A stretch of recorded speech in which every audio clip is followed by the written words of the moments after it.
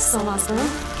L'invité de Vincent Veillon. C'est donc 2 fois non aux entreprises responsables et à l'interdiction du financement des producteurs de matériel de guerre, même si dans le premier cas, une majorité du peuple a soutenu l'initiative avec 50,7% des voix.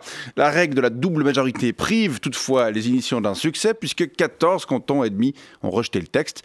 Les milieux économiques saluent ce résultat et on va en parler avec vous. Reto de Senneusand, bonjour. Bonjour, monsieur. Vous êtes membre du comité directeur d'économie suisse. Oui. On peut dire que vous avez eu chaud ? Oh, non, pas vraiment. Vous savez, tout s'est à peu près passé comme prévu, on peut dire. Alors, pourtant, les sondages prédisaient que l'initiative sur les entreprises responsables avait de bonnes chances de passer, non ? Oui, ces sondages, c'est toujours un peu ennuyeux, hein, mais c'est comme ça, la presse essaye par tous les moyens de se faire un petit peu d'argent, hein, pour momentanément sauver sa peau, hein, c'est clair. Tenez, quel rapport avec la presse ? Eh bien, c'est la presse qui commande ces sondages, hein, qui montrent d'abord des tendances inquiétantes, et alors ça nous oblige à investir massivement pour corriger le tir, hein, et ça remplit momentanément les caisses de la presse, hein. C'est le jeu, hein, même si c'est un petit peu agaçant. Alors, en tout cas, la mobilisation des initiants a été très forte, en particulier pour le texte sur les entreprises responsables. Ouais, vous pensez à ces petites banderoles oranges sur les balcons, hein. Oui, ça c'était chou, hein. Ça mettait un petit peu de la couleur sur les façades grises des HLM,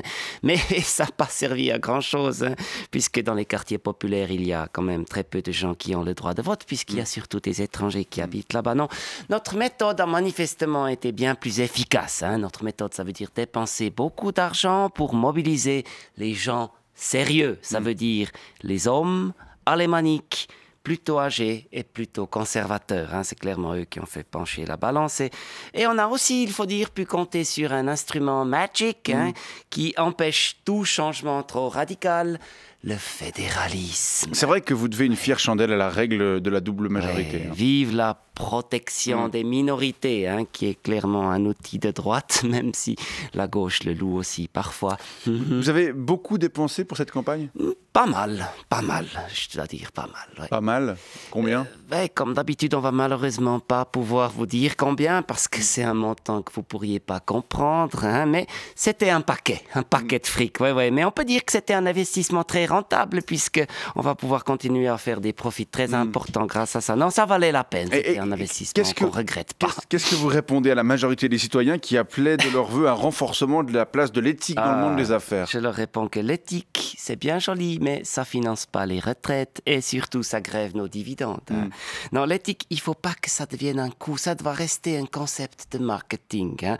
On met des valeurs en avant dans la communication, dans la publicité, mais il faut surtout pas se contraindre de les appliquer, hein, pour conserver un avantage concurrentiel. Oui. Mais ma foi, ça, le marketing, hein, c'est pas quelque chose que les initiants comprennent manifestement, hein. La preuve, ça faisait longtemps qu'on n'avait pas entendu autant de personnes prendre la parole en faveur d'une initiative, mais c'est quand même nous qui avons gagné grâce à notre maîtrise du marketing politique. Sorry.